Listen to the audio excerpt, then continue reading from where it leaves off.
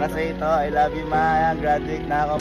So, kagigising-gising ko lang kasi napaka-espesyal ng araw na to ngayon. Dahil ngayong araw ay birthday ko at ngayong araw din ay yung graduation ko ng masters ko.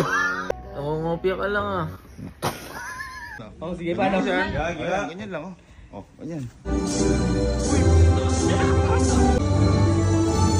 Boy, patay sa akin to, par. Patay sa akin to. Basic. Huwag ka na sumama, kami na lang ni mama. El Canosa, MA English.